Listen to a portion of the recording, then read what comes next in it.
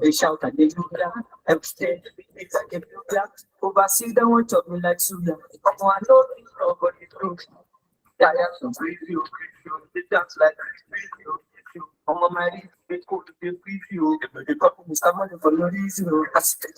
I'm a piano player. So, down and then you should get that and pull, get that and pull. But I'm close. Then what that was, I'm close. I got them. I can show them how to jump over.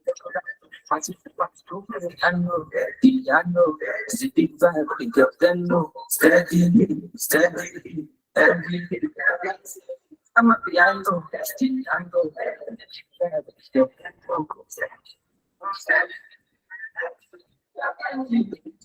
Yeah, what's called a coningino. Best it is also what they said. We are carrying on. Shake your caravan for the Corleone. What's for? Get on the block. I can never fall. I like it to pop it for. I'm trading all of my soul enough for my peace. I'm glad to be had a belly and the beast. From the ground up, niggas stand up, see the fandom, nothing to ride up, till they shut down, and then they never down. I'm telling y'all, better get the memorandum. One thing I know, I'm a piano, I'm a piano, all of my piano, no mercy I know, Italiano, Luciano, killing with the soul I know. Piano, sitting vibe with the fellow, steady, I'm a piano, steady, I know.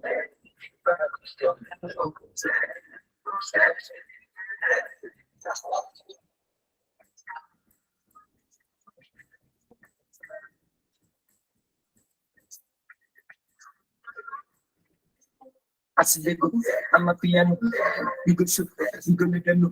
Now they run the town and then you shoot, you got that and you move from that and you go. Batman flows, put them on their toes, on the low, get them go. My baby showed them South Jambo, Colorado, pass me the fat Joe.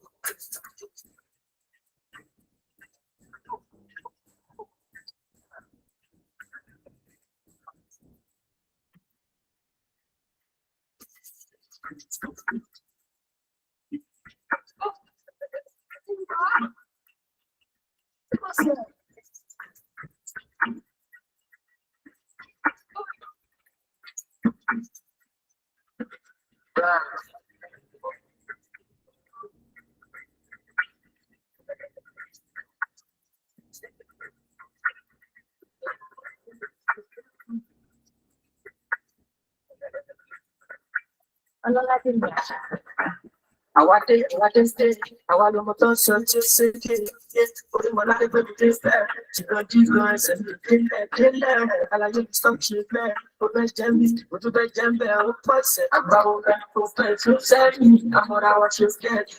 I think the other happiness, and something what about that is. I'm a family, then look at the promise. I want the phone from Focus. Go sad, man, that's that give me a DT. I should be for my country. You can talk in the stand.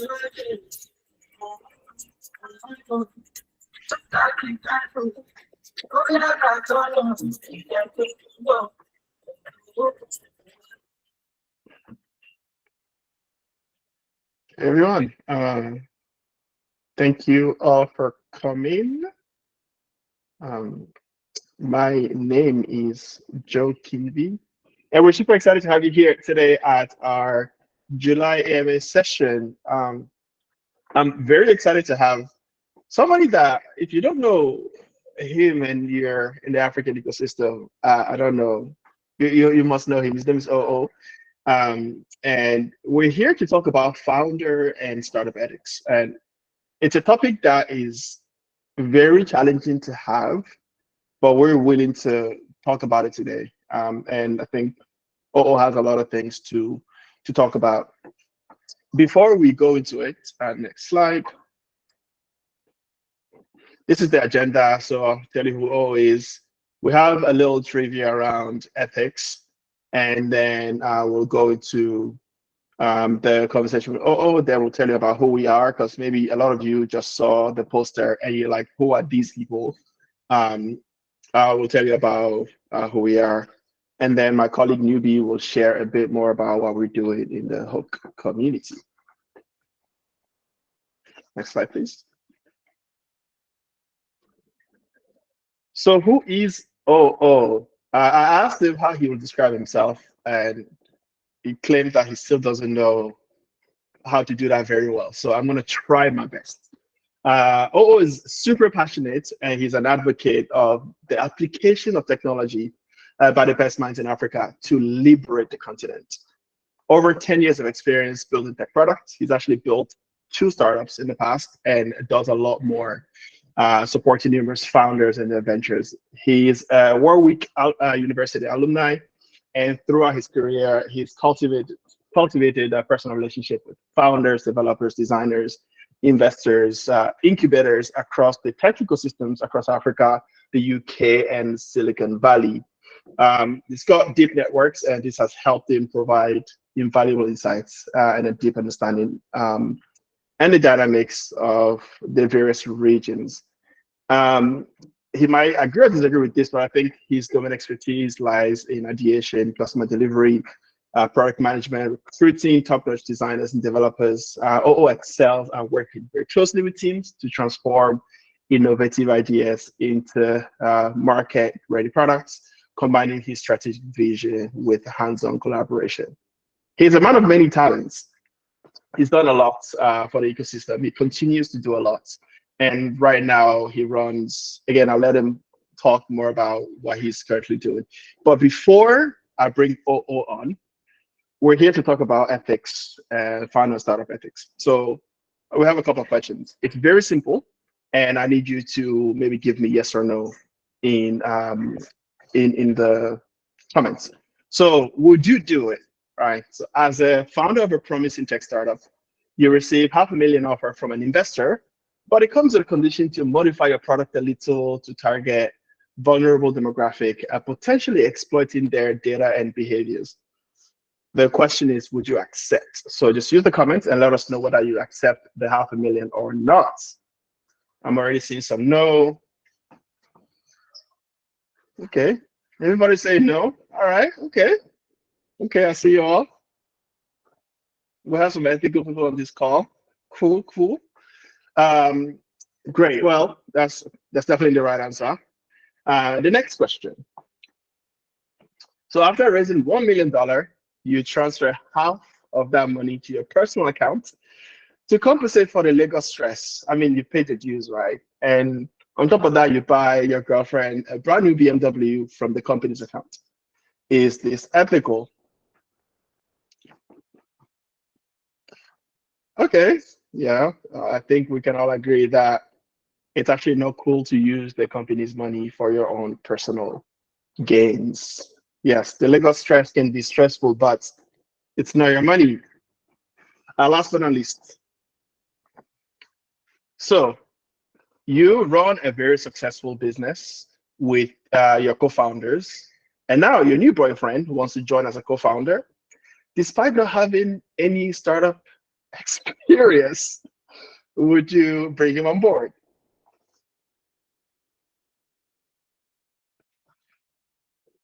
Yep, I think we're all on the same page.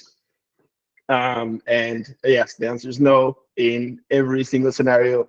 So yes, don't bring your new boyfriend as a co-founder to the startup that you've been running with your co-founders. All right, I'm gonna go straight into it. Thank you so much for joining me today. I wanted to open with one thing. How do you describe yourself? Who are you? Who is OO? Okay, before I go there, I like to always scatter things or always find a flaw. So ethics usually would be when no one is actually watching or seeing. So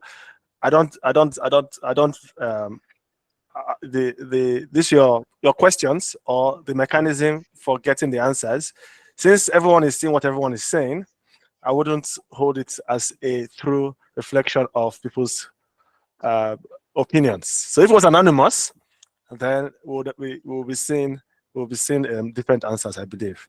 And secondly, when we have ethical issues, they're not as clear, as direct as. So when my good man, President Jonathan said, stealing is not corruption. Of course, we used it to break his head, but I understood what he meant. Some things are just plain theft. right? It's not complicated at all. When things are corrupt, Mhm. where things are, there's a little bit of systemic undermining going on. Okay, that's it. Okay, who is OO?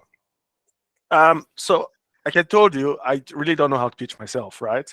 But for me, I like solving problems, right? And I think I found startups or technology and startups as a means for me to get that my satisfaction in solving problems. And eventually, I found out that there was a career in it, basically. So when we started startups, there wasn't money in it. Like there was no path, there was no clear path. It's like almost people that create or people that do music. Um, the motivation was never really money. And my friends always hated me saying that. They still hate me saying it today. Um, so for me, it's about solving problems. And at first, I didn't want to, I was not interested in making money, but I now understood money differently, which is more or less leverage. So right now, OO is on the quest to accumulate the leverage he has to um, have impact in society. I know this is Bladadash. I know I just said it because I've never pitched myself like that because I don't have a way I pitch myself. So that's it. That's all. Okay, so you didn't start this to make money, but you quickly realized that money, you have to make some money somehow. I want to go straight into the ethics piece, right? Yeah. And I have a couple of scenarios. A lot of things happen in our ecosystem. We've seen cases where founders raise money and then the money's chopped. Founders chop money straight up. There's no other ways around it. A couple of months later, the company doesn't exist anymore, and investors are left holding the bag. How do we ensure that we don't continue to see these types of behavior in our ecosystem? So I used to, so that's one of the cases why I say it's not stealing, it's not corruption. It's different. That's theft, right? So people steal from their companies. So that's not an ethical. Don't couch it into whatever say they do wrong. So I did do G, whatever, you're a thief or your whatever it is, right? So in those cases, that's theft. I would give you scenarios of ethical challenges, right? Or where you mix and match company funds, or where you do insider trading. Those are things that you're not really sure it's on the line, right? But people that just steal from their companies are thieves. So I think one of the ways I've told my guys, my friends, they don't like it, and maybe we'll touch on that later on. But we will need to use one or two people to example. You understand? The thing is that there's no rule of law. When there's no rule of law, human beings adapt to consequences. Even you yourself, I don't know, if you follow one way and police doesn't catch you, why would I go and turn freedom way? I'll not go and turn. No, I'll follow one way and just enter, and nothing happens. It's just human beings. They take feedback from society. So I think one of the ways for solving the issues of plain theft, right, would be for us going through the legal process with some founders. We copied most of our habits from Silicon Valley, and most of them at that level and scale, it wasn't really worth pursuing certain instances of fraud, I would say. But the justice systems in those places are a bit more clear cut, and most it doesn't scale. Right, bad behavior doesn't scale because the police will do their job. Here, we don't have the police really doing their job, and so we need to use one or two people to make examples. And I think, especially for the clear cut cases, right, where people are just plain thieves and steal from their companies or steal from their investors. So that's not a complicated ethical, what they call dilemma. There's a dilemma. I say, my wife, I don't know if she really passed the cutoff, or I saw the answers. I don't know if I should give her that kind of ethical dilemma. Maybe she should have known on her own. Or you hire, that one is different from saying the wire money to your account, and next thing you start using for personal expense, you're a thief. I should Okay. like I think it's very clear, black and white, right? You're a thief. In some cases, yes. In some cases, that's plain theft, and they know that, of course. And but there's no consequence for bad behavior, and that's one of the challenges we have as a country. And it is just reflecting in our own subset of an industry. Most times when people say, I think there were some challenges we had, some kind of deviant behavior, and they say, does it start up echo? It's not true, right? the Nigerian country, some people are badly behaved in certain ways, and when it reflects in Nigerian startup, it's not a Nigerian startup thing. You understand? So this behavior of people embezzling money is not a Nigerian startup challenge. The only thing I can say that there's a prevalence of money coming in at scale without a big accountability structure. It might be prevalent, but the abusing such trust is something else, and it's not a Nigerian thing. It's just a criminal behavior that can be seen anywhere. Yeah. And how do we build and increase trust in our ecosystem? Because again, before you answer, over the past, I think, couple of months, we've seen like very obvious cases, and it's doing a disservice to our ecosystem.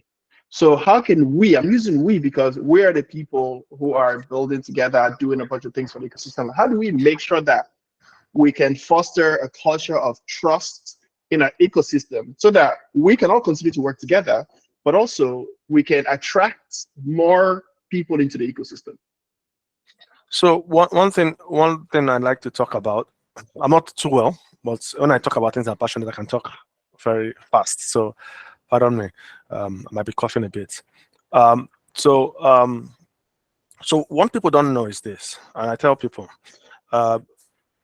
sometimes I'd like to tell them, sometimes I like to form humility as regards the length of time I've been here. And I tell them, sometimes I just say, calm down, man, OG. I was on TechCrunch in 2010. Stop getting excited. And in 2011 too. So it means that's to show how far back I've been around. And secondly, not only have I been there, I've been actually active throughout the period. So I'm one of the two, apart from people like Bosun Tijani, Tayo obviously to an extent, because he has always been an Oga, right? But I'm one of the people that I would say started from the bottom, let's put it that way. And I've been around, maybe Adewale Yusuf too. So they're one of the few people that have been around at least since 2010, 11, right?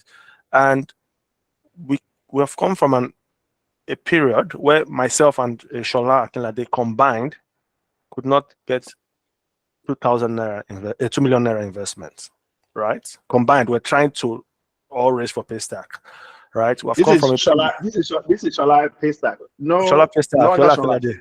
No other Shola. You understand, right? That's 2014 here, right? We've come from an era where people would give you $5,000 or invest $10,000 for 1%, and the $10,000 will be given to you in tranches, right? So a period where all of a sudden somebody that has never seen you, you just left university, they've not really done proper due diligence. They don't even know where you live. All they have seen is your online identity. And you can be like where Tony Brown is. I don't know where he is. I know it's a background, but you can be in Egypt or wherever it is, and you collect the money and you can run. That's wiring the money to another. It's almost as if like the setup is almost like a scam. And you give them an agreement and say that I will give you money sometime in the future. Something. So sometimes, Safe. yeah, not safe. That's simple agreement for future. Like a simple agreement. People don't really understand how much of a joke that thing is, right? And this is a simple agreement for future. Today, I will collect your money today. Then sometime in the future, or at no determined time, if X, Y, everything goes well for me, I will give you this small amount of equity, right? So I've gone from an era where with $10,000, they own 51% of the company, and they don't even give you the money in bulk, and they give it to you in naira at the worst rates, to a period where somebody leaves LASU, not insult to LASU, but leaves LASU, drops out of LASU in 200 level because he can learn Figma and do UI, UX, and they'll give him $1 million. And people think that it happened just by mistake, right? There's a system of trust that it is built upon, right? That's why when they start taking people to jail, I'll be the first to testify. People built that system, right? Not me, it's a combination.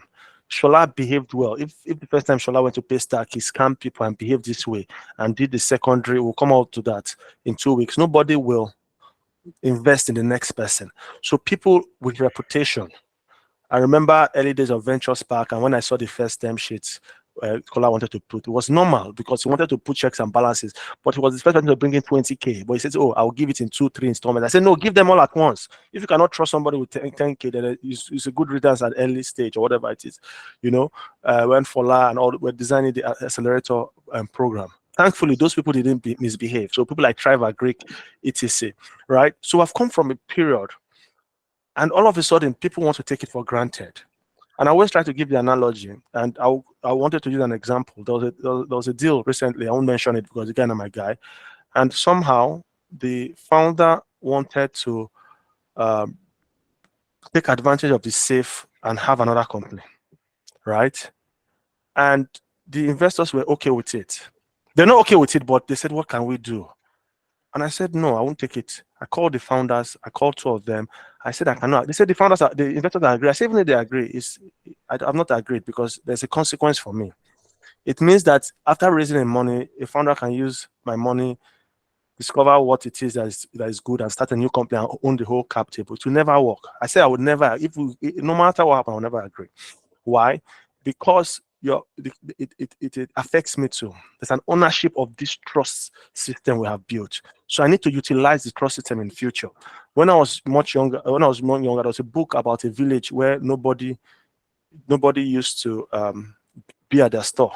You put the amount of use to put the amount of a product, and somebody will come in and put the amount of money under the stone and take whatever it is. It meant that people could be in the market and the farm at the same time. So if somebody goes there and somebody came and stole, and of course the whole system collapsed. If somebody goes and steals from someone and that person says, "Hey, let us let the thief go. At least it's my own he stole." No, I can't let the thief go because it means that once it's clear that this system of trust can be exploited without consequence, it means I will no longer have the ability to go to the farm and have my goods in the market at the same time, right? So you letting it go through, it's going to affect me. For my selfish interest, I have to maintain this whole structure of trust. So bringing back the Nigerian ecosystem, when you see bad behavior, it is our response. It's affecting me. It's not between the founder and investor. When you see bad behavior, right? It's not between the founder and investor. Although legally sometimes you cannot be part of a case if you're not party to the case. You understand? But you have to make sure that system of trust is maintained. People build that system of trust. Boshun, Tijani, CC Hub, he got a lot of money or some money to build CC Hub, right? He utilized it well. That's why more people could get hubs and get money, because everybody assumed that everybody will behave like Bosun. You understand? So if tomorrow he's seeing somebody collect money, a grant to build a hub, and the person thinks they're sharp and wants to eat the money, it's affecting him, because tomorrow another person cannot build a hub. So anyway, so that's the most important thing. I think that's the most important message I wanted to pass on today. That whatever system we have today, that all of a sudden you think it's because you're nice or because you're smart. That's a Nigerian. When I started a company with my co-founder in 2010, somebody emailed my co-founder Joe Gascoigne and said, "Do you know your co-founder is a Nigerian? You have to be careful."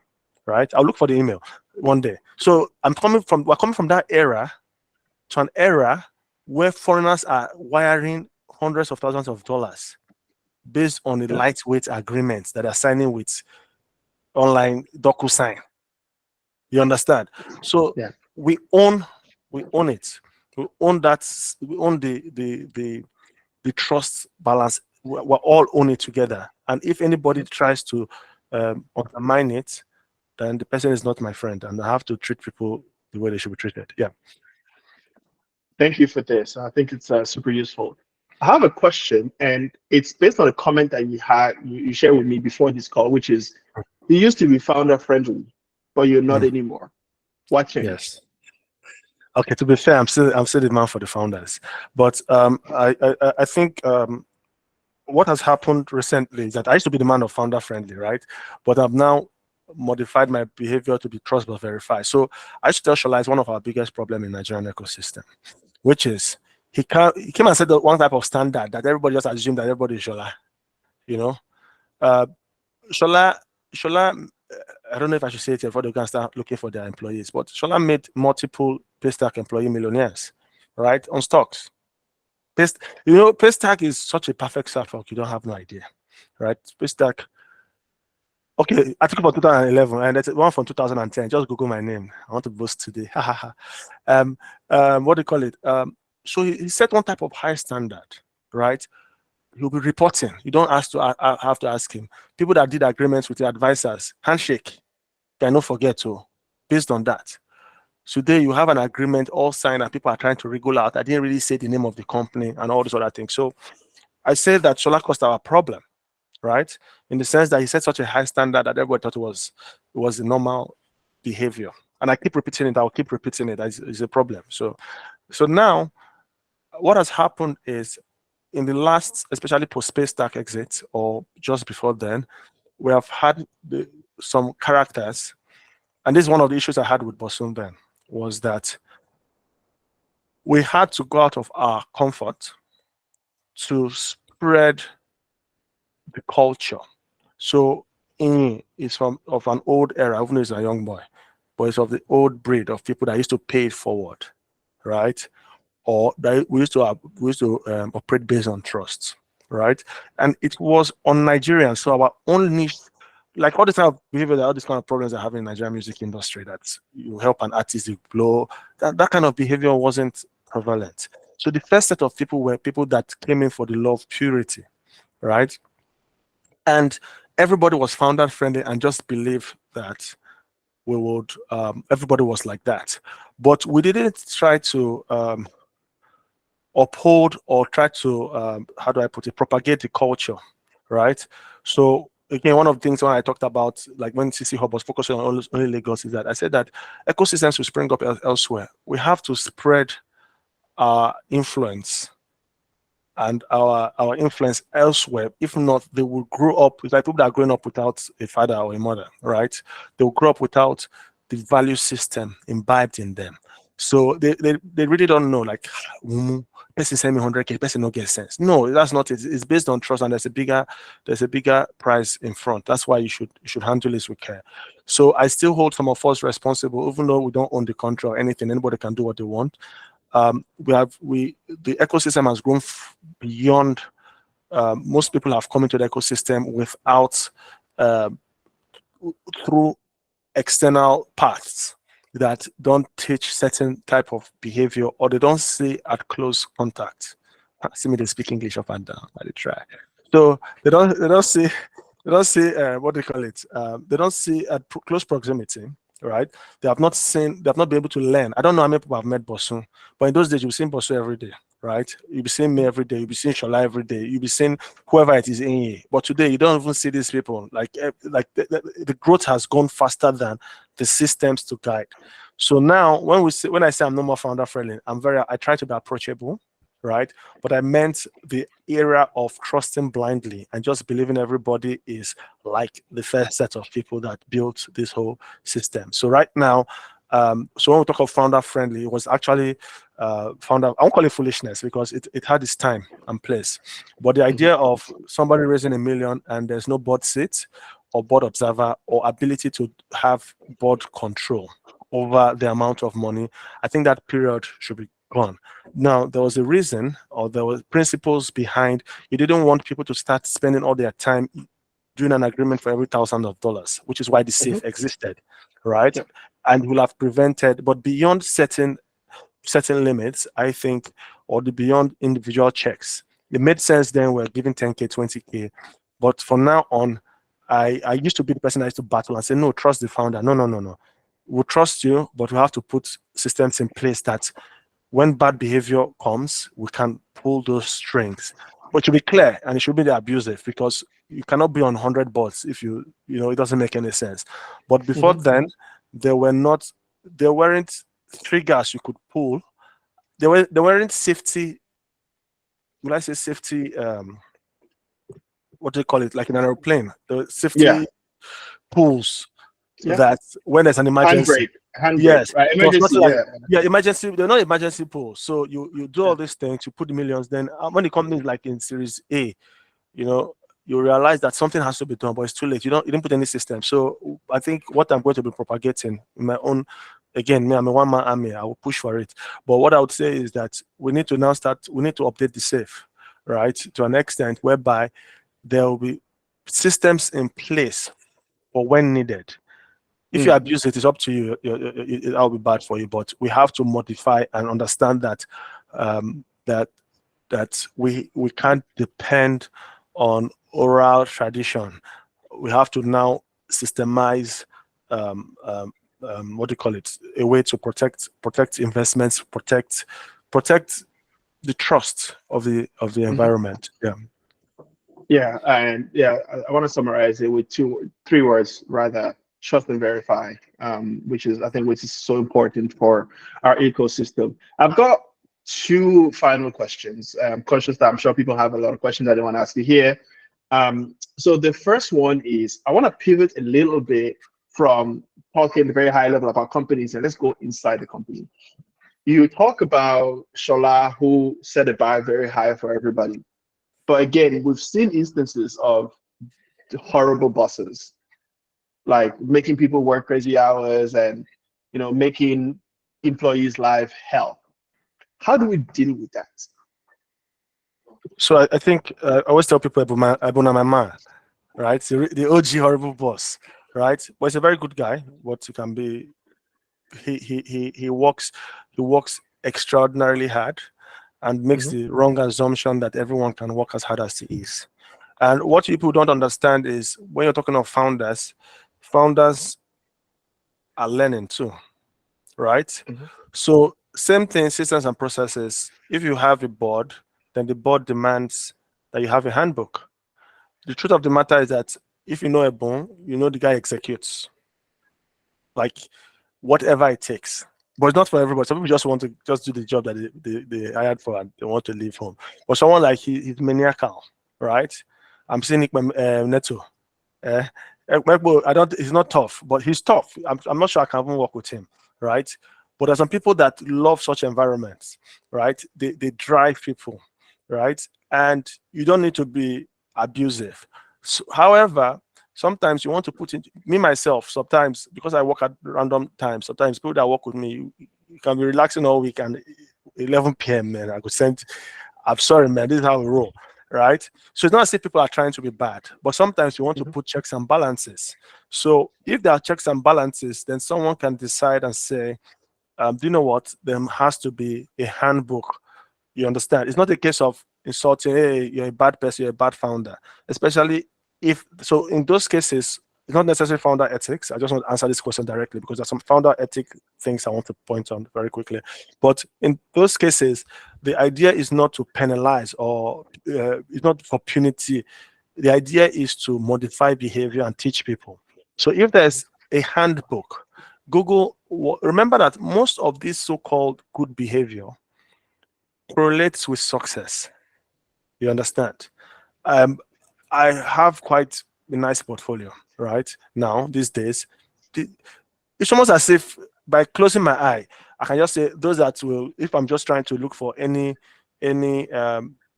type of rubbish signal, not I won't call it rubbish, something like a flimsy signal that correlates with success is founders that write reports. It's so crazy. You understand? So it's not a case of, and I'll go back. I think someone might have asked question about reports, and I would like to dwell on that very specifically. But what happens is, if you put in the checks and balances, it helps you. So, Ebon, like I use Ebon. I'll call his name because I'm a guy, right? And he is supposed to be the poster boy or whatever it is. But the truth of the matter is just basically somebody that works hard and trying to force everybody to work and behave the way it is, and it's not scalable. Now, something has gone out of hand and everybody like, oh shit, there's a penalty for this. Wait, so really, this thing I'm telling people to do is not normal in every environment. Hopefully, other companies now say, this is how we work.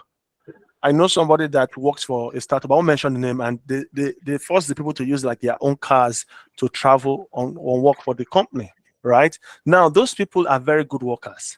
The way to retaliate is, okay, I know Weller Health. I'm sure Igweme has modified the way he works. I'm sure Bento has modified the way they work. Paystack is the OG of good working environment. You have the other people, Okra. Do what you should do in retaliation. Publish the way you work. Then someone say, shit, this is God damn, I'm suffering here. I'm going to Wella Health, right?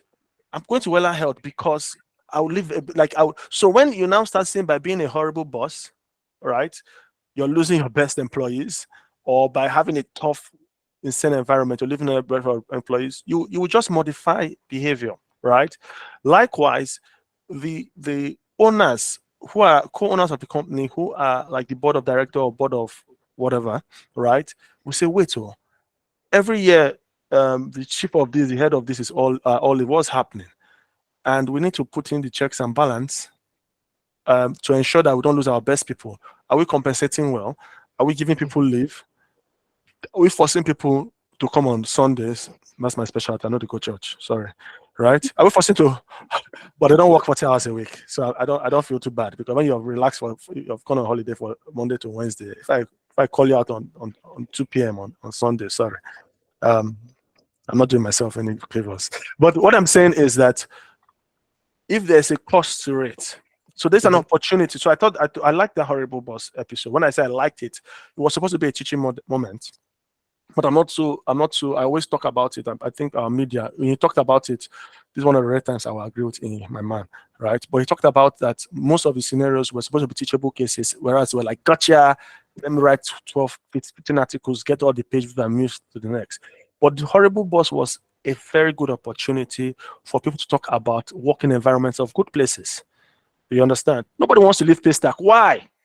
Why doesn't anyone want to leave Paystack? Or why are they retaining most of their staff?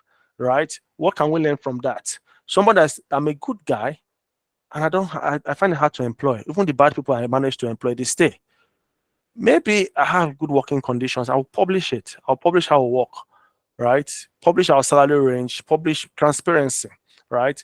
And let there be consequence. So that would have been a good opportunity. And I think sometimes it's easy to lose that opportunity when we're having these conversations, right? So yeah, that's that. Thank you. And I have to publicly admit that I worked for Paystack for a whole year, and it's probably one of the best companies I've worked for outside of Stripe, who owns Paystack. So, yeah, same family. A good politician. Yeah, But people don't really understand, because I have insight to an extent. Culture determines if you're going to be acquired. If people come and they check out a company and they say, these people, their culture doesn't fit with us, they're not coming in. They don't want to mix and match and pollute their own company. So again, when we're talking of certain things, right? So again, it still affects me, right? So when we're talking of ethics and all those other things, we need to put checks and balances, so that even people that have a small organization which they run, whatever it is, if there's consequence for bad behavior, I should see the impact. I should get affected. And remember, it is two-sided. So if you're a VC, going back to the VC startup play, if you're a VC that pulls in agreements, or you sign term sheet, then you wait, you don't send in the money, thinking that you want them to almost double their revenue before you put it in hedging your bets, there should be consequence for that. You understand? If you're known to be notorious for things like that, then it should start affecting you getting deal flow. There are one or two VCs that thought that they were all in, then all of a sudden now they don't get any good deal flow. They don't get deal flow, and they're now modifying their term sheets. They had like one of the worst term sheets ever, right? But instead modifying behavior, because what happened was, like, when you collect money from them, people say, I'm not co-investing with those people. Though. People now say, Oga, beg, please take back your money. Nobody wants to invest after you. And they had to start modifying their behavior. You understand? So it should affect founders too. You understand? But I think, so one of the things I want to just stem about, because I don't know what the direction. See, my sent 2 emails are not a common at Wella Health. Yeah. So what I would say is, one thing about horrible bosses, let me tell you the truth, right? You see, it's unfortunate, but the reality is that it's almost like people that want to be the man of the house, whereas without doing what the man of the house does, right? Most of these so-called horrible bosses that were, you say Steve Jobs, Ezekiel, we don't want to see you the baffle. One of those people that says, what do you call it? One of those people. I just saved that guy embarrassment. He has to buy me beer. One of the things that with the what they call survivor bias is that when those people have succeeded, those people succeeded though. All these companies that you see that they say in spite of all these things that nothing has happened, oh boy, those people they execute. So you want come on Steve Jobs, you know. So but it doesn't contend, it doesn't help, right? But if you look at Elon Musk and all those people they are just succeeded. So maybe why I like Shola's situation that he still succeeded. So it was a way to counter that notion that you had to be an ass. You understand? So more people that are succeeding, if we shine more light on how they work and what they do, that would be a way to penalize people that think they can get away with behaving badly. Even if Oh, yeah, you will be a very good politician. I love it. The smoothness, the smoothness. I love it. Final question, right? We're a little bit behind. What advice do you have for founders? As you know, the funding environment has slowed down a little, so like we're not seeing crazy valuations and crazy fundraising anymore. Like, do you have any advice for founders to essentially navigate this period that we're going through and essentially build great ethical businesses? So one of the things I like about a blog post I wrote a while ago, it was countering Tayo. When then Tayo said people should go get jobs, and I countered him. There's a blog post about it on Medium. If somebody can find it, Tayo Viosu. Just try and find Tayo and Oo on Medium. In those days, we used to clap back by writing. We used to insult people's fathers on Twitter and quote tweet nonsense. I catch somebody for real life one day. But that's not a threat. I just to tell you. So so he said people should go and get jobs. And my argument then was that there were no companies, that was 2014, 13, there were no companies for them to learn the right experience to go and build companies. You understand? So today there are 100 companies or more that can actually, you earn. So what's the name of this guy again? The new president of YC, co-founder of Prosteros. What's his name? President of YC. If I don't remember something, I will stop. President of YC. Is okay, Gary Tan. He said either you learn or you earn. The best is you learn, you earn, the best is both. Right? And when my argument against, now looking back in reverse, and I was telling you I used to think on the fly, but looking back in reverse, my argument then was that you could only earn working for somebody else in that era. You couldn't learn, you couldn't earn. That was the argument. So go and learn in InterSwitch. I don't want to go to InterSwitch, but I don't want to. Okay, InterSwitch is the best, but I would rather not have my APIs in PDF. I want to learn. That was the old InterSwitch, right? Michelle Laoji, you know. But I'm not, sometimes it's good to just be like straight. But I'm not trying InterSwitch. Without InterSwitch, all of us would be here. So outside the fear, but at the same time. But okay, long story short is this. So then it was like InterSwitch, right? InterSwitch, I'm a fan of InterSwitch, but let me leave InterSwitch. But going to a random company and earning money in a random manufacturing company, bad hygiene conditions, whatever it is, or a technology company like the old InterSwitch or whatever it is, and you wanted to build a modern payment system, you couldn't go there if the systems were what you could earn money, but you couldn't go there if the engineering was not the type of engineering you wanted to build, right? So the argument was you have to just go and start to learn on your own. But this time around, I've changed my position, which is why I should update my blog post. If you'll catch me now, you will see I've changed my mind, right? Maybe we should have a conversation about it later on. But the idea now is that today you can go and get a job. You can go and learn. You can go and, like, now you want to learn VC. I'll go to HoaQ. No, I don't want to HoaQ. I want to go to Ingressive.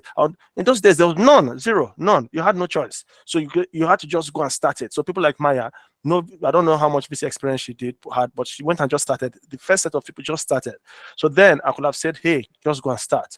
But today, I'll tell you, get a job. This environment, if you're talented, go and get a job. It's the best way to hedge against this uncertain place. You're a good developer, go and get a job, right? Go and get a job nights and weekends. That's number one. Number two, build and launch, right? Nights and weekends. The good thing about nights and weekends is that you have only 10 hours and you optimize for 10 hours. You're not going to build out your complete roadmap. One of the bad things about having money is that you have money to waste away your time, right? You just have enough money to waste away your time. The best YC companies today, how much did they give them? 10K for the company, 5K per founder, up to 3 founders, right? So 25K, Stripe, Airbnb, all those people, Coinbase, that's what they got, right? First set of people, right? And they built all these companies. So today, even if you've earned, I don't deal with companies at all.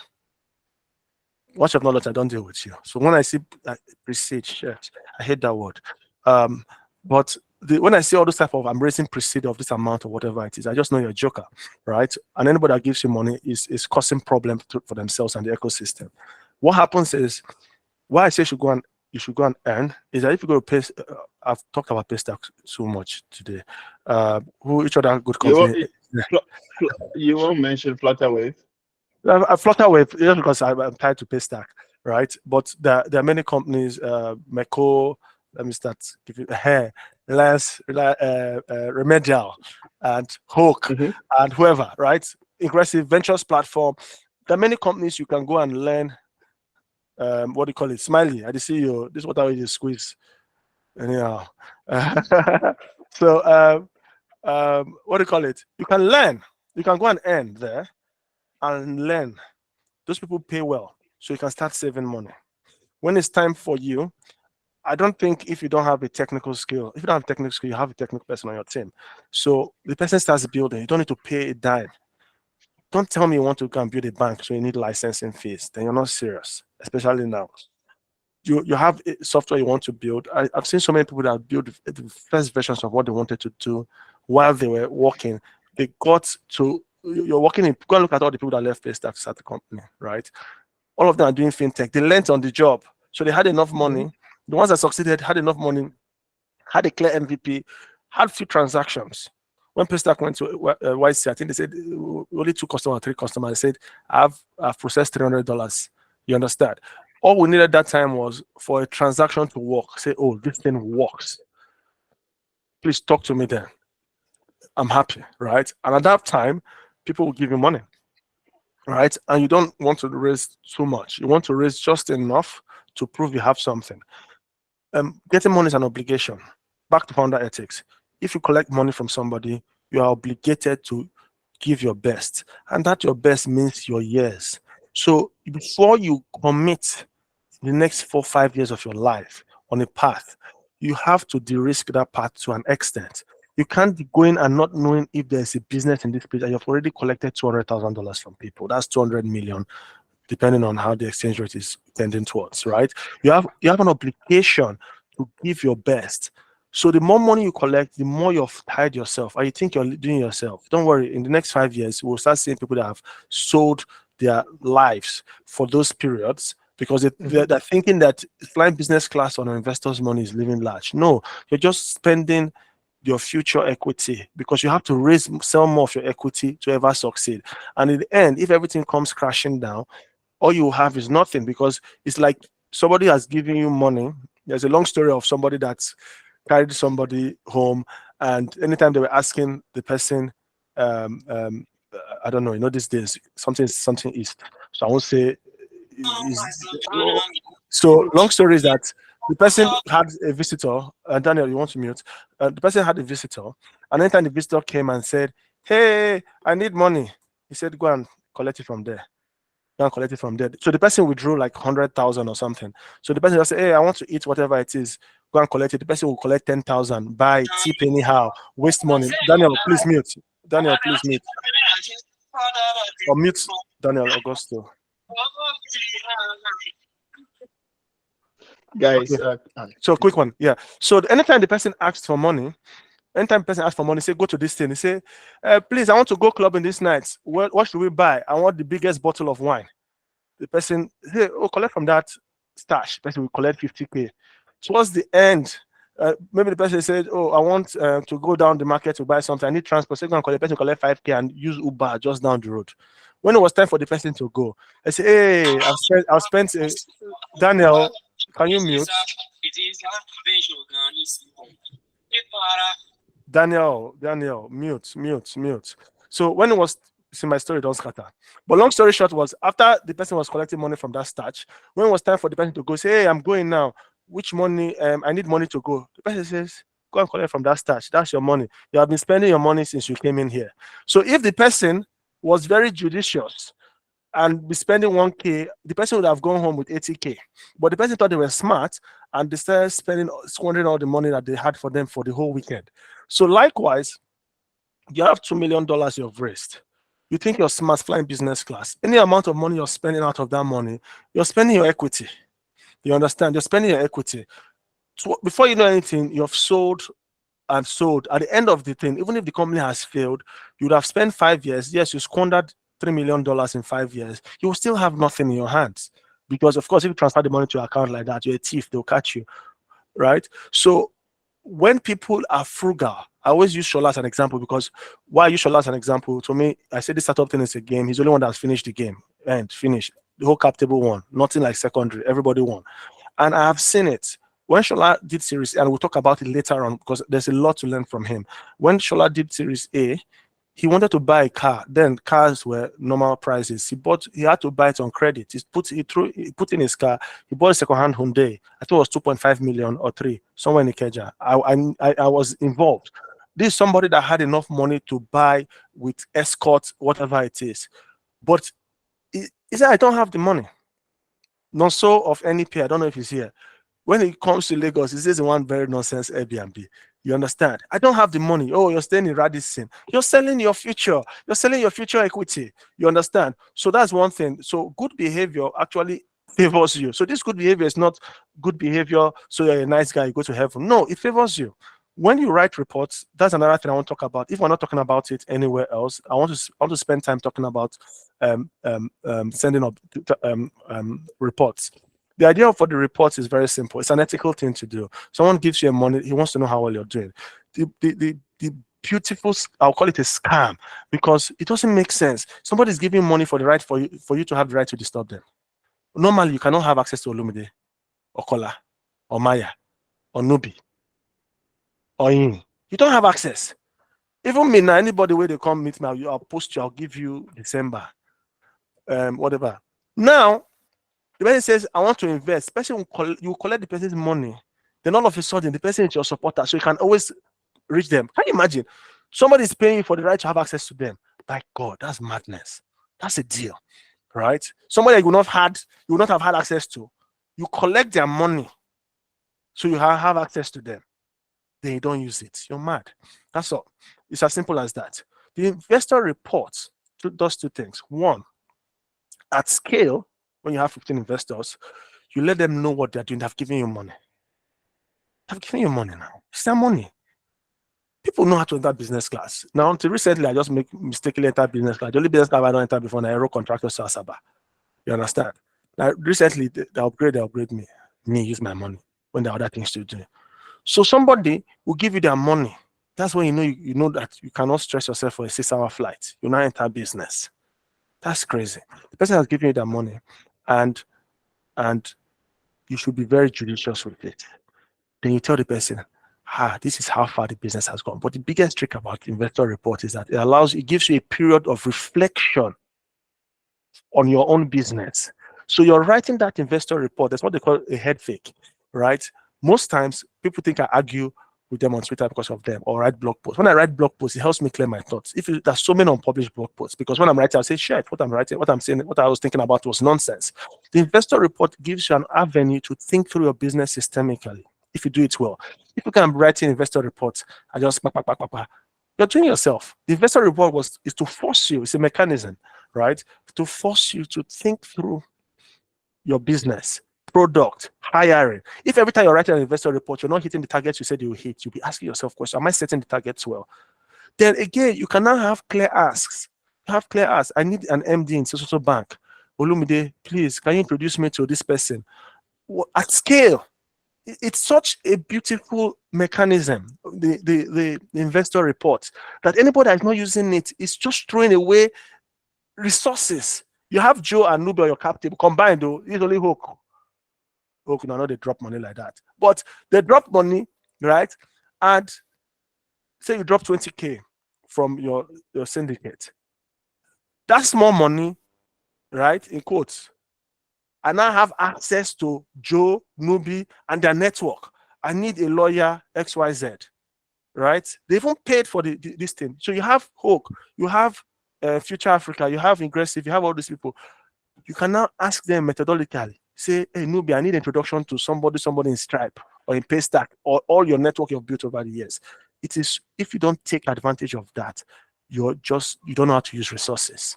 You understand? And that's why there's strong correlation with the founders that use the investor report to think through their businesses, to think through their businesses, and communicate at scale to all their stakeholders, right? There's a high correlation.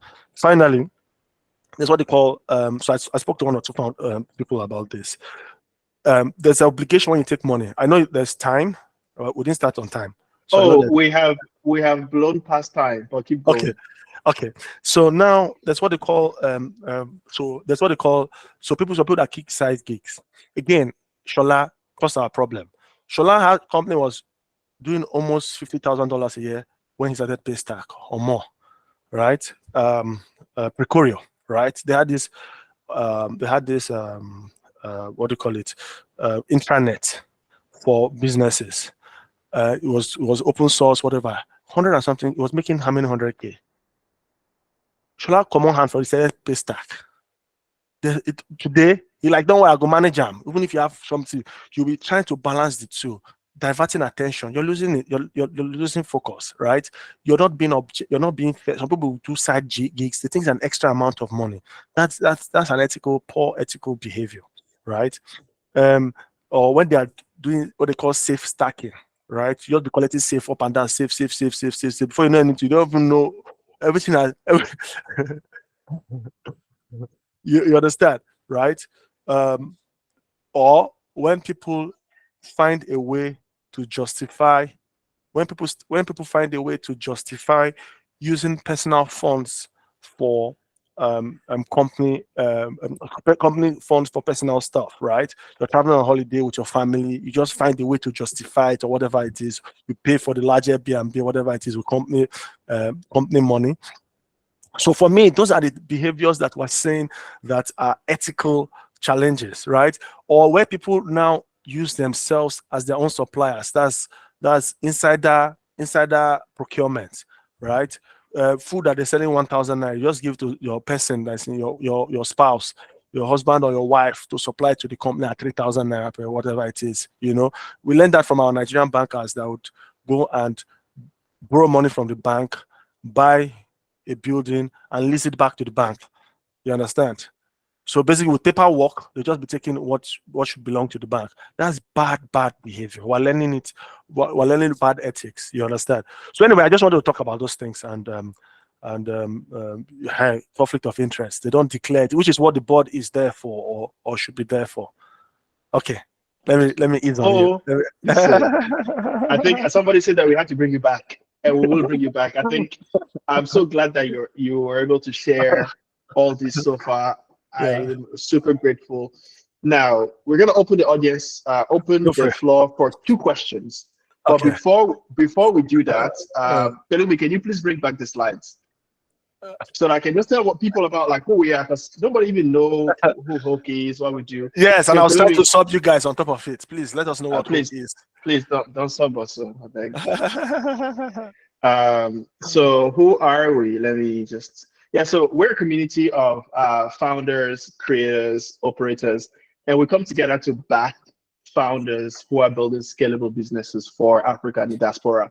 The mission is very simple. We want to support founders who are leveraging technology to build what we call economic infrastructure for Africa and Africans. It's very simple. In the most basic sense, we pull capital together, very small, as low as $1,000. We pull that money, we put companies in front of you, and you can put your money towards which company you want. To date, we've invested in about 92 companies, and we've backed quite a lot of them. The ones that you probably have heard of, like the like of Mono, Brass, Lemonade Finance, now known as Lemfi, AudioMob in the UK, and we want to keep doing that. So our mission is 2 things, right? We want to back ambitious founders, but also enable people who are just getting started on that investment journey. We started nearly over 3 years now. It was Nubi and I were doing this evenings and weekends. And a couple of months ago, only I went full time. Nubi's still working his day job. And what we want to do is just back more founders and leverage the community to invest as many as possible. We need a lot of founders. We need a lot of investors. And we're hoping that HoaQ is that channel to keep doing that. That's who we are. I just wanted to share it quickly. And now we're going to go to hold on. So, yes. HoaQ, two things. One, you owe me a t-shirt. I must get paid. I got you. I'll see you in Lagos. Don't worry. Fitted. That's number one. Number two, okay. The thing about HoaQ is this. Most times people say, I want to start a fund. So the thing is, by putting money in places like HoaQ, of course, terms and conditions apply. This is not financial advice, etc. Most people that say, hey, I want to start investing, the best way to start investing is to start investing through systems like this. There's a lot of heavy lifting that is done by entities like HoaQ, right? So for me, most times people say, I want to start investing. How much do you have? Or how much can you play with? Because for me, it's a type of lottery, right? Okay, I have $5,000 this year. It's best to just join HoaQ, because you will now start seeing what deal flow is. You see how they present it, etc. You start learning. You probably volunteer. I don't know if you have subcommittees and stuff like that. You volunteer. Yeah. So that's the best way for you to that's the best way for you to get on board. Another thing, again, I like HoaQ. Again, the way it started, like here you see, nobody is still working full time. Joe transitioned out.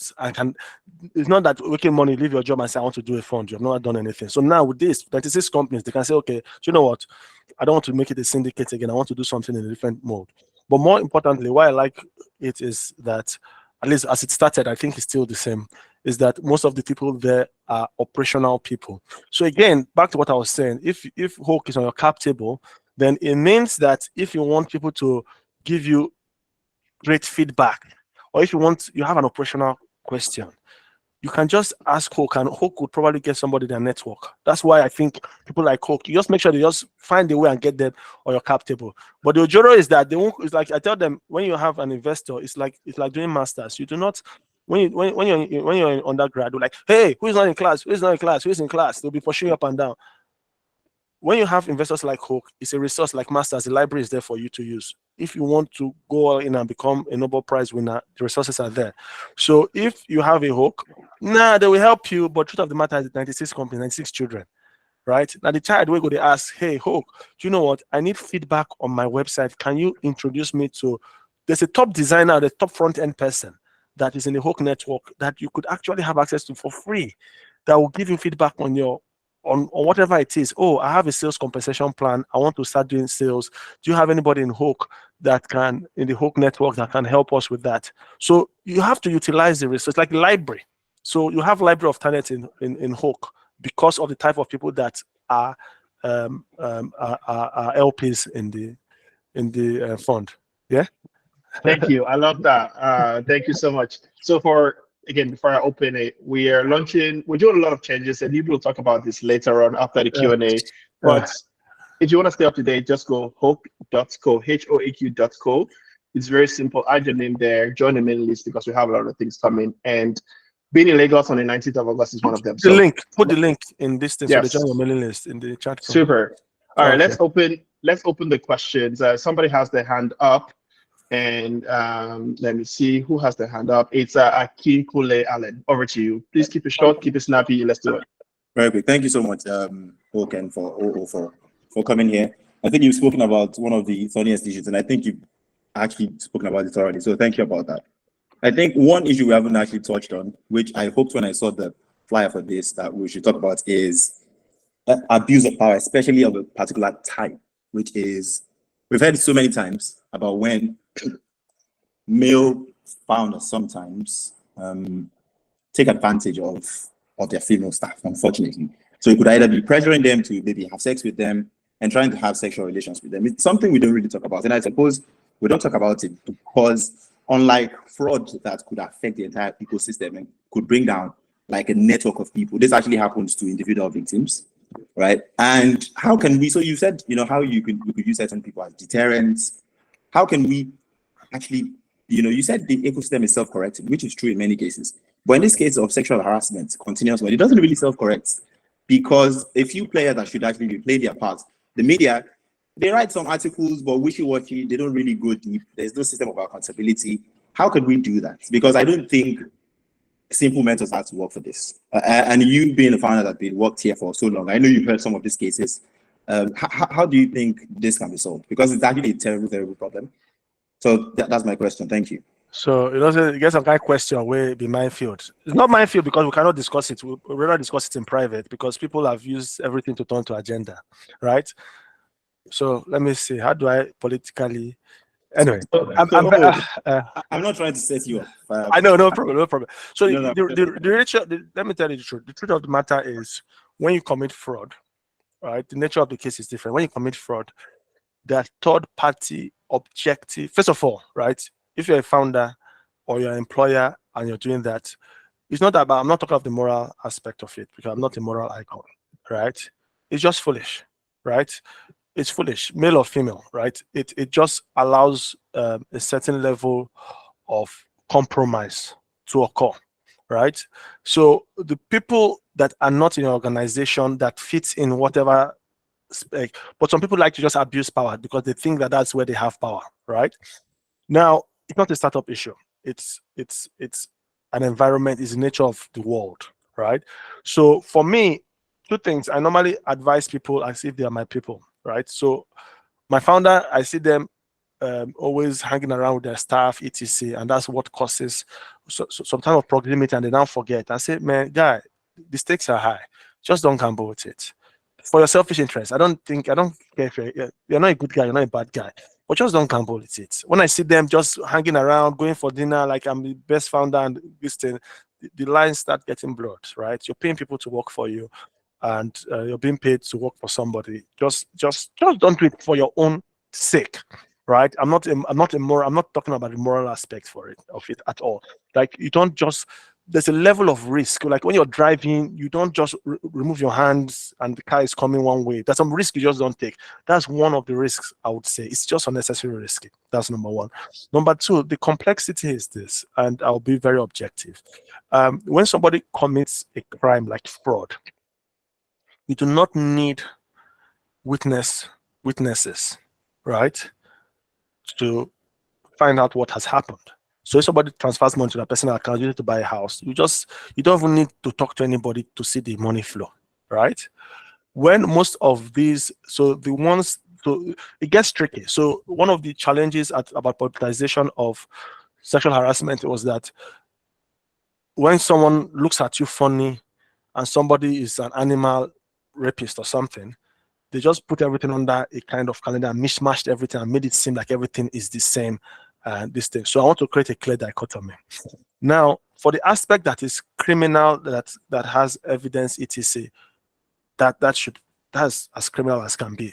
Two things. One is best that it can happen is you cannot do more than the society you're in. Unfortunately, the reality is the legal systems. You can't do more than your legal systems, right? Except you're going to talk of mob action. So that's when it comes to me and saying that my sister or my cousin or whatever it is, they will meet on the road because I'm not encouraging mob action, but I will not grumble about it. On the other hand, what the complexity is when there is a line that is blurred. It's difficult. He said, she said. That's it. There's no proof. There's no objective. Most times, when somebody abuses power, it's usually when things have gone sour, right? Usually when things have gone sour that people find out certain things, right? Or after a particular point in time. It's just complicated. That's all I would say. It's just a complicated situation. I don't want us to, most times I'm defending the ecosystem because I don't want the ecosystem to put on their head what is really not peculiar to them. It's a very complicated situation. An employer, normally they would hide this from their, some people are brutes, like I said. Some people in those days, some people openly harass their staff.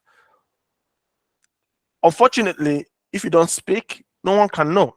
So it's left for the people there to document such incidents. For me, I would say document it. When I mean document, you send an email from a private email to the person, say, I didn't like this, or somebody else. I don't know what will happen after that, but the reality is to document it. But on the other hand, it's just a complex situation, because if things that are subtle and are not treated when at the moment it starts, then what happens is that it's too dependent on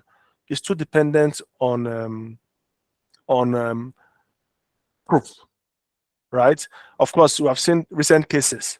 So it's a very complicated situation. So all I would ask is, if you're a founder, at least that I can control. I doubt there's any employee that wakes up in the morning and starts sexually harassing the founder. I don't think there are many cases like that, right? It's usually the power imbalance. So all I would tell you as a founder is, of course, when it's when you're going when it's non-consensual, you're an animal, then you should be done like an animal, right? But when it's consensual, that's where I'm trying to talk about. I would just strongly advise the founder. I'm not going to talk of moral. It's not good. Just, it's not in your interest. The stakes are too high. It's not worth it. So for me, I would spend my time just advising the founders, right? I would spend my time advising the founder. If you're an employee, I would think of documenting stuff.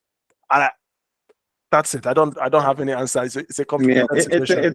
Thank you so much. Just to wrap up, it's a very difficult question, and I suppose I would like us at some point as HoaQ to bring you back, or someone who has ethical trading, to actually come and actually tell us how to handle these things. Because yes, it's difficult, but I suppose there's a responsibility for the ecosystem, because there are clear cases where, yes, there are some gray areas. That's why it's ethics. Without gray areas, we don't have ethics, right? But there are some clear areas where we've seen enough proof, and I don't think you can say you have seen enough proof. Well, maybe not enough proof. Let me not say that. Because again, which is why, like I said, if it's a financial situation, you just go and trace the money, right? Yeah. You bring out CCTV. If it's something that has to do with an understanding, so what I would do is, the kind of thing I would talk about would be, again, these days is very risky, because sometimes the way the situation is, these are conversations that people are wary of having public positions on, right? Especially in certain cases where things can be backdated. So what I wanted to say was that, well, people that have managed to avoid this, we'll use them as example of blah blah. Somebody can come in with an anonymous amount and say something. So most times people just don't want to avoid. That's a beg. So what I would say is that we can try and put in checks and balances, right? So thinking of it now, what I would say is, one of the checks would be, it would be, at least from the founder perspective, right? It would be because there was one that was quite popular, and when we're discussing privately, like, what are you coming to tell me? May I go the monitor person? I don't know what the censor. May I go the monitor how person they use in hand or whatever it is in another country at night somewhere? I can't. What do you want me to do? You can't hold me accountable for. So there are many cases where they fire the staff. That's what they can do. They say you should have done more. What do you want me to do? As you are like this, you want to be responsible for what somebody is doing when they are drunk in another country. You cannot. So what we could do is we try and create systems, right? You cannot convict a person without evidence, and what the employer would do, just cut the person off. So all you could say is that we could have certain baselines. Strongly advise founders from having a relationship with any of their employees, right? And probably as a standard, we could have we should encourage every board to have a whistleblower email, right? Or something.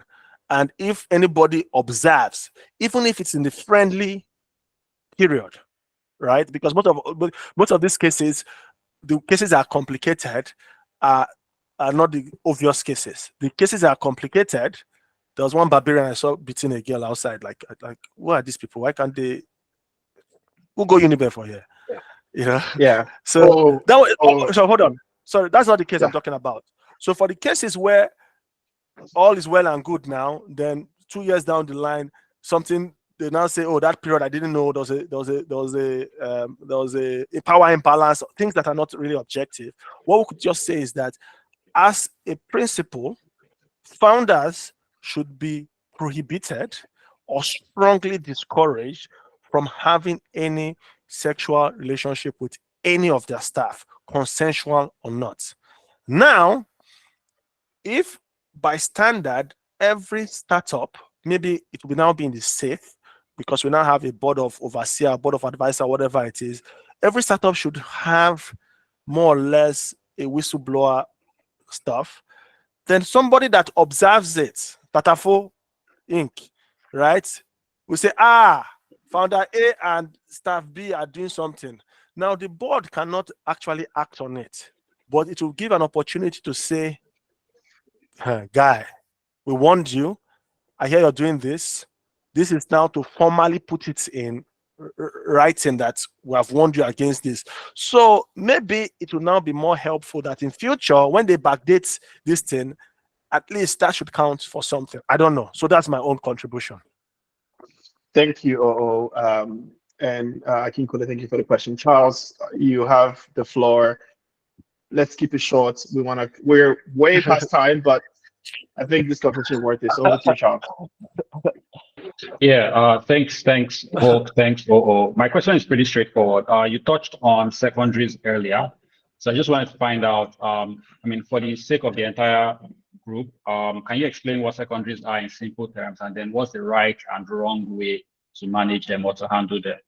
So secondaries are when before will I say, maybe Nubi should answer what secondaries are because you have kept quiet for too long. Yeah. So the whole part of angel investing is you put money and it's locked in, so there's a liquidity event. The biggest liquidity event of all, of course, is going public or getting acquired. But then because if you want to actually like create some kind of like artificial liquidity event, you could actually like run a secondary, and that usually happens when you raise money at a higher valuation, and so people that have invested earlier could then take money off the table, so cash out. This could be early employees, it could be early investors as well. But the whole point is that you're actually creating an environment for early investors or long-term employees to actually get some liquidity before in a private. Liquidity and money with the talk. Yeah, money, yeah, cash out, while still being a private company. So there's not been an acquisition, or you've not gone public yet. Yeah. So what happens is that people basically, you can sell your shares, but now founders have the most shares most times, and it means that they can sell their shares early on before the company has proven itself. Now there are many reasons for companies to do that, and in those days it was before founders had 100% of their assets in that company, and if an opportunity to sell the whole company came, because they wanted to de-risk their own personal life, they might have ended up selling the whole company prematurely. So what people have said, what people try to do is that, okay, I know that because like I told you, Shola had a company worth at least 30 million-ish, right? But it couldn't afford, and I don't know how much his stock was there, but at least more than $1 million, right? Someone that had $1 million, at least, couldn't afford a car because he was stock rich, cash poor. Now, imagine if he had a lot of responsibilities, school fees, somebody's sick, etc. It would take a much pressure for him to be thinking about all those things. Now, one way to solve for it would have been to sell the whole company at 30 million so that he can now start taking care of real life problems. And now people now find out, they will say, hey, easy, calm down. What will happen is, we'll like to sell small of this thing so you have enough money to give you peace of mind while we pursue this upside we're looking for. So what has happened now is many founders have taken advantage of that to basically sell more than they actually need, such that they've sold so much that they're now distracted from running the company. Because if, for example, while Paystack was still in its early days and Shola sold so much that some people started a fund. If you start a fund, then you start spending time thinking of the fund instead of thinking of the company. If Shola sold then and got this football club started, he won't be spending as much time, although he doesn't spend as much time on it, by the way. But what I'm saying, he won't be like it will be an issue, attention, all those things. So what we're trying to say is that, again, if he has sold too much of his company as at that time, then when the value increase, again, I don't want to appeal to anybody's good behavior. I want to appeal to sense, right? It means that he would have sold, because the company went at least 7x. It means if he has sold anything, he sold extra more than he needed, he sold it 7 times less the value. So if you're a founder, but some founders are dubious in the sense that they know the company is going nowhere or it was very overrated, they'll not sell it then, perhaps. But for the good founders, it's only sensible that for a company that in no time will give you 700%, there's no investment that you would have put alternative that are giving you that seven times. So the best thing for Shola should have done there, and the smartest founder that believe in their company, when people are selling, they're still buying. That's what Elon Musk and Co used to do. When people are selling, they still buy. So liquidity secondaries are important to hedge against fear, risk. Initial thing, you have an old parent, you promise them this holiday, you just want to take care of the urgent, important, necessary today, then you still bet on it. That's how I'll go about it. I'm not talking about ethics. When people do anything illegal, like, again, when you have a board, then if you have a good board or the good structure and system we talked about, it means that there will be checks and balances. So a founder cannot probably just sell the company and just abandon it when they invested in the future work that the founder was supposed to do. Oh, thank you. This was Thank you. amazing. I think you've covered so much ground. For everybody that's here, you'll be seeing videos in a lot of places. So like we'll be taking snippets, we'll share it, and we know that this video isn't the only place it's going to be. So keep an eye out. I unfortunately have to go because I have to go to another event. But I'm so grateful for you. I can't wait to see you. I don't know where, maybe Lagos. I'm sure those are where you're going. I'm going to stand. I'll drink one for you. Yes. All right, I'm going to pass it over to Newbie. Newbie will share more about how the things that we're working on. We're working on a lot. We're building a big team. And so grateful for your time. All right, cheers. Thanks, Joe. Thanks, O, as well. As always, appreciate the time spending building the ecosystem as well. So I appreciate you. We'll just run through a couple of slides and then we'll close. So can we get the slides up, and we'll share some updates on just how things are coming along and what to expect over the next couple of months or what's left of the year. Next slide, please. On the team side, we've brought in some, again, talents just to help us. It takes a village. So we have Pelumi joining us as our marketing lead. So all things community and communications. Zainab is helping with all things admin and the back office. Yor is CTO on the platform side of things. And Yewande is a fund manager. So he's helping us, again, try to again execute on the $5 million fund. And then Dako, because we all want to stay out of jail and be as ethical as possible. We also thought it very important to bring in a legal advisor. So Amanda Dakore is joining us as well as a legal advisor. So next slide, please. We're currently going through a rebrand, so we're going to move into the new HoaQ website very soon. Right now, it's just a landing page for you to join the mailing list at HoaQ.co. Coming soon is the new logo, colors, brands, and it's just, the same old thing, like the guys at Coca-Cola will say, same old taste, just different bottle. Just city meetups. We have a couple of city meetups. Q3 is when we actually spend a lot of time on community building. So we have Lagos, August 19th. We have Dar es Salaam, that's Tanzania, August 30th. Nairobi, September 6th. And Paris, October 4th. So all HoaQ folks that are in those cities, please watch out for those dates. We'll be meeting up. We'll be great to connect with each other, share learnings, share what we're saying, and just get ready for the upcoming quarter as well. We'll be sharing dates for other cities as Dubai, Accra, Abidjan, Cape Town, and New York, and then SF as well.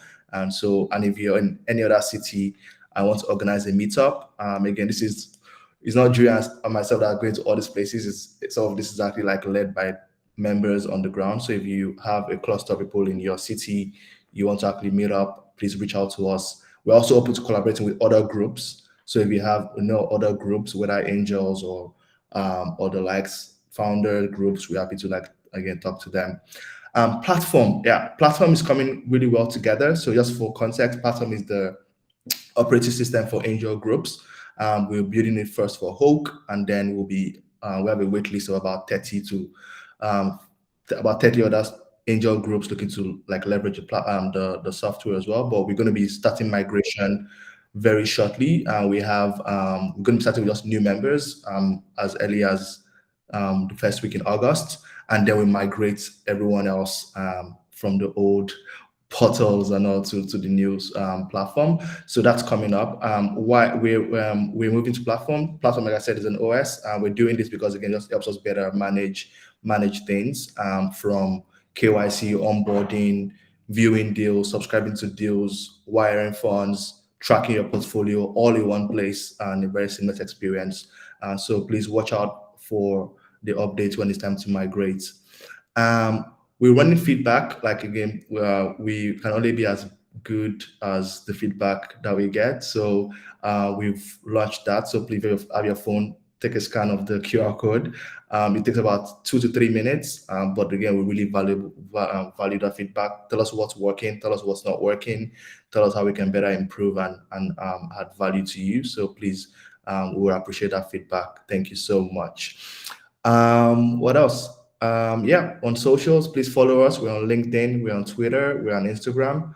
Follow us, tell your friends, and let's continue to build an ecosystem that's ethical. And like I said, it's not really for sometimes it's not really always about the now. It's really about the future. Many people are coming after us to build, whether on the angel side as well as the founder side. So let's all try to do the right thing. But again, I think that's it. We've really gone over time. So, but I really actually That logo in the middle is wrong. I don't know that bed. That bed. Well, it's now Twitter is now X. So yeah, we should be updating that. But yeah, good to see we still have 80 people on this call. Half an hour fast time. I really appreciate you all as well for coming through. And that's it. That's it for today. Please stay in touch and have a great rest of your week and weekend. Yeah. Cheers, everyone. Good night. Bye.